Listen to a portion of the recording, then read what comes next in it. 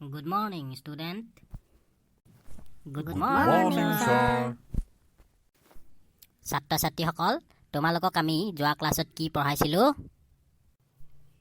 Sir জীৱনৰ লক্ষ্য পঢ়াইছিলে। তোমালোকক জীৱনৰ লক্ষ্য পঢ়াইছিলোঁ ন? হয় ছাৰ। বাৰু আজি তোমালোকে তোমালোকৰ নিজৰ নিজৰ জীৱনৰ লক্ষ্যবোৰনো কি বাৰু তাকে মোক কোৱাচোন, এফালৰ পৰা কৈ যোৱা, এটা এটাকৈ কৈ যোৱা, কাৰ কি কি মন আছে জীৱনত। ছাৰ প্ৰথম মই ক'ম। ঠিক আছে বাৰু, কোৱা। ছাৰ মোৰ জীৱনৰ লক্ষ্য হ'ল ডাক্তৰ হোৱা। ছাৰ মই ডাক্তৰ হ'ম, ডাক্তৰ। বাৰু তই ডাক্তৰ হ'বি নেকি? আৰু কচোন তইনো কেলৈ ডাক্তৰ হ'ব বিচাৰিছ? ছাৰ ডাক্তৰবিলাকে হেনো ঢেৰ পইচা পায়, মই সেইকাৰণে ডাক্তৰ হ'ম বুলি ভাবিছোঁ ছাৰ। আৰু ছাৰ জানেই আজিকালি মানুহৰ বেমাৰ প্ৰতিটো মানুহৰ 40টা-45টাকৈ থাকেই সেইকাৰণে মই ভাবিছোঁ ছাৰ ডাক্তৰকে হ'ম আৰু মানুহক চিকিৎসা কৰি পূৰা ছাৰ ধনী হৈ যাম ময়ো। আৰু মানুহৰ যিমানে বেমাৰ হয় ছাৰ ডক্তৰ বোলে সিমানে লাভ হয়। হেৰৌ পায়ো তই মানুহৰ দেখোন বেমাৰ বেছি হ'বলৈহে ডাক্তৰ হ'বি হ'বলা। নেপায় তেনেকৈ ভাবিব নাপায়। মানুহৰ বেমাৰ আজাৰ নাইকিয়া কৰিবলৈহে ডক্তৰ লাগে আমাক। বাৰু ঠিক আছে, হ'ব তই বহ। ছাৰ মই মুখ্যমন্ত্ৰী হ'ম ভাবিছোঁ, মুখ্যমন্ত্ৰী। মোৰ মুখ্যমন্ত্ৰী হোৱাটোৱে জীৱনৰ লক্ষ্য ছাৰ। জেলেপি বাই, তই হ'বলৈ মুখ্যমন্ত্ৰী হ'বি? হয় ছাৰ, মই মুখ্যমন্ত্ৰীয়ে হ'ম আৰু। বাৰু তই জাননে মুখ্যমন্ত্ৰী হ'বলৈ কি কি কৰিব লাগে, কেনেকৈ মুখ্যমন্ত্ৰী হয়? জানো ছাৰ, জানো। ধুনীয়াকৈ কথা ক'ব পাৰিলেই মন্ত্ৰী MLA মুখ্যমন্ত্ৰী চব হৈ যায় ছাৰ, আৰু মই ধুনীয়াকৈ কথা ক'ব জানো।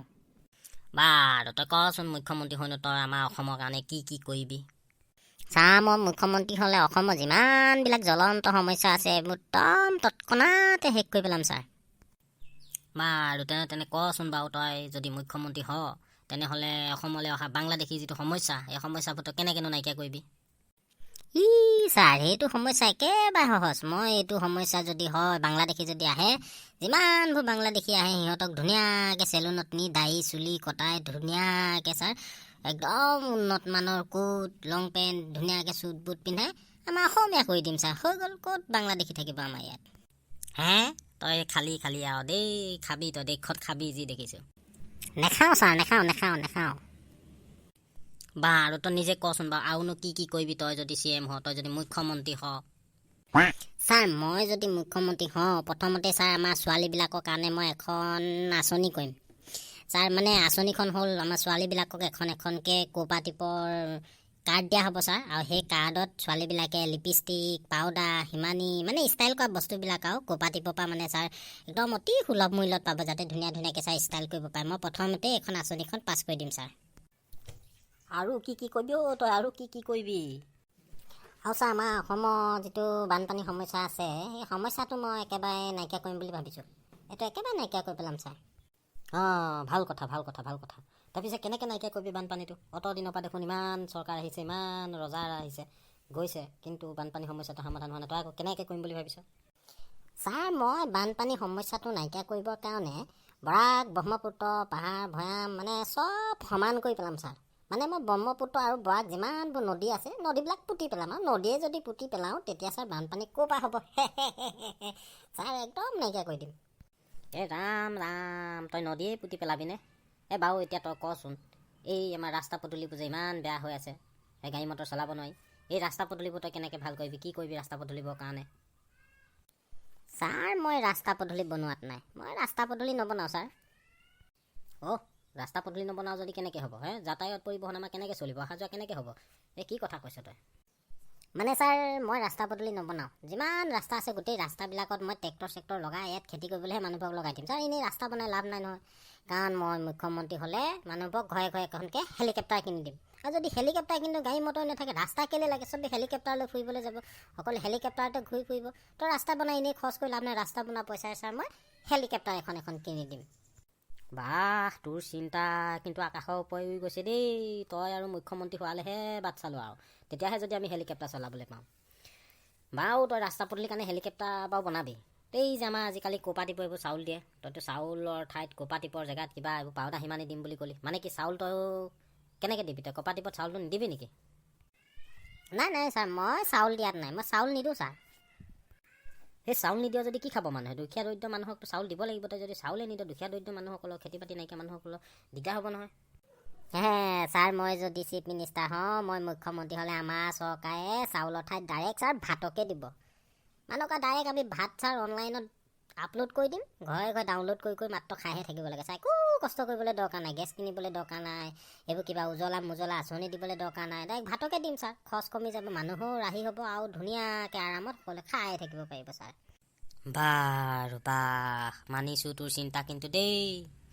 আৰু কি কি কৰিব কচোন, ক আৰু শুনো লাগিছে তোৰ আঁচনিবিলাক। মানে ছাৰ মই যেতিয়া CM হ'ম তেতিয়া মানুহৰ একো অসুবিধাই নাইকিয়া কৰি দিম। যিমান অসুবিধা আছে চব অসুবিধা দূৰ কৰি দিম। একদম সৰুৰ পৰা ডাঙৰলৈকে চব সমস্যা সমাধান কৰিম ছাৰ। যেনে টপা মানুহৰ কাৰণে মই টুপি দিয়া ব্যৱস্থা কৰিম, এই চাপৰ ছোৱালীবোৰৰ কাৰণে ওখ শিল দিয়া ব্যৱস্থা কৰিম, যাতে ওখ দেখি পায়। এইবিলাক চব ব্যৱস্থা ছাৰ কৰি যাম মই। বাহ, মানিছোঁ তোক। বাৰু তই কচোন, এই নিবনুৱা সমস্যাৰ কাৰণে তই CM হ'লে কি কৰিবি? নিবনুৱা সমস্যাৰ কাৰণে ছাৰ মোৰ ওচৰত ভাল আঁচনি আছে। যিখন আঁচনি লৈ থৈছোঁ, আপোনাৰ 2 বছৰৰ ভিতৰত চাব নিবনুৱা এটাও নাই, পাবলৈও নাই ছাৰ। হা বাৰু কচোন, ক তই কি আঁচনিনো লৈ থৈছ নিবনুৱাসকলৰ কাৰণে, যিখন আঁচনি তই CM হ'লে আমাৰ অসমত প্ৰচলন হ'ব? মানে ছাৰ নিবনুৱাসকলৰ কাৰণে মই এনেকুৱা এখন আঁচনি লৈছোঁ, ধৰক চাকৰিটো পাব, যিমানে পাব লাগে সিমানে নাপায়। ধৰক আপোনাৰ 50টাৰ ভিতৰত 5টাই চাকৰি পাব, বাকী আপোনাৰ 45টা আমাৰ নিবনুৱা।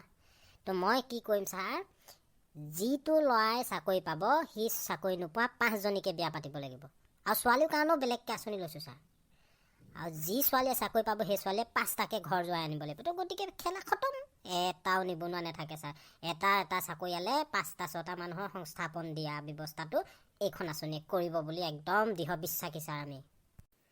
বাৰু চব শুনিলোঁ, তই এতিয়া কচোন, এতিয়া আমাৰ দেশৰ, ৰাজ্যৰ, পৃথিৱীৰ আটাইতকৈ ডাঙৰ সমস্যাটো হৈছে কৰোণা ভাইৰাছ। এই কৰোণা ভাইৰাছৰ কাৰণে তই কি কৰিবি, তই কেনেকৈ সমাধান কৰিবি? তই যদি চিফ মিনিষ্টাৰ হ, কি ব্যৱস্থা ল'বি বা চাওঁ কচোন এবাৰ তই ক। ছাৰ কৰোণা ভাইৰাছৰ কাৰণেও চব ঠিক কৰি থৈ দিয়া আছে ছাৰ। কৰোণা ভাইৰাছটো বৰ ডাঙৰ কথা নহয় ছাৰ। কৰোণা ভাইৰাছ আমাৰ বুদ্ধি আছে, সেই বুদ্ধিটো ইউজ কৰিলে কৰোণা ভাইৰাছ ছাৰ জেগাতে খতম, আৰু সি আৰু কেতিয়াও ঘূৰি আহিব নোৱাৰে আৰু পুতুককৈ ছাৰ। এই কি বুদ্ধি আছেনো, কি বুদ্ধি কচোন, ক তোৰ মুখে শুনো। এনেকুৱা কিনো বুদ্ধি ওলালে যিটো বুদ্ধিয়ে কৰোণা ভাইৰাছ আমি মাৰিব পাৰি? ছাৰ কৰোণা ভাইৰাছ মাৰিবলৈ এনেকুৱা দৰৱ পাতি একো নালাগে ছাৰ। আমি ডাঙৰকৈ মানুহ গোট খাই সভা সমিতি পাতি দিলেই হ'ল ছাৰ। য'ত হাজাৰ মানুহ থাকিব, ভিৰত ছাৰ কৰোণা ভাইৰাছ মৰি যায়, তাত এটাও থাকিব নাই। আমি ডাঙৰকৈ যদি ৰেলী উলিয়াই দিওঁ গছকত ছাৰ, একদম কৰোণা ভাইৰাছ এটাও নাথাকে, কৰোণা ভাইৰাছ মৰি চফা। মানে ছাৰ মানুহবিলাক যদি এটা দুটাকৈ য'ত ত'ত সোমাই থাকে তেতিয়াহে কৰোণা ভাইৰাছে হয়। যদি আমি জাক পাতি একেলগত থাকোঁ ছাৰ, কৰোণা ভাইৰাছ এটাও আহিব নাই, সেই মানুহৰ ভিৰত কৰোণা ভাইৰাছ মৰি চফা হৈ যায়। গতিকে মই CM হওঁতে যদি ছাৰ কৰোণা ভাইৰাছ কেনেবাকৈ আহে, তেতিয়াহ'লে কিন্তু মই গোটেই মানুহক লৈ মই প্ৰচেছন কৰাই দিম ছাৰ কৰোণা ভাইৰাছৰ এগেইনষ্টত। কৰোণা গো বেক, হাজাৰ মানুহ ওলাই যাব, আৰু ভিৰত ছাৰ কৰোণা চফা হৈ যাব, এটাও কৰোণা নাথাকে। দৰৱ চব নালাগে নহয় ছাৰ। সৰি তোৰ CMৰ গোটেই প্লেনিং শুনি মোৰ প্ৰেছাৰ, চুগাৰ, যত যি আছিলে গেছ সকলো উঠি আহিছে। বাচিম নে নাই ঠিক নাই, কিন্তু এটা কথা মনত ৰাখিবি ঐ মূৰ্খহঁত, কৰোণা ভাইৰাছ আন্দোলন কৰি যোৱাব নোৱাৰি। আমি সজাগ সচেতন হ'ব লাগিব, চেনিটাইজাৰ ইউজ কৰিব লাগিব, মাস্ক ইউজ কৰিব লাগিব, ডাক্তৰৰ পৰামৰ্শ ল'ব লাগিব, তেতিয়াহে প্ৰচেছন কৰি কৰোণা ভাইৰাছ গুচোৱা CM তই। এই তোক কাকো ভোট নিদিবলৈ ময়ে ক'লোঁ, তোক কোনো CM নবনায় আৰু। কৃষ্ণ বুলিলোঁ আৰু।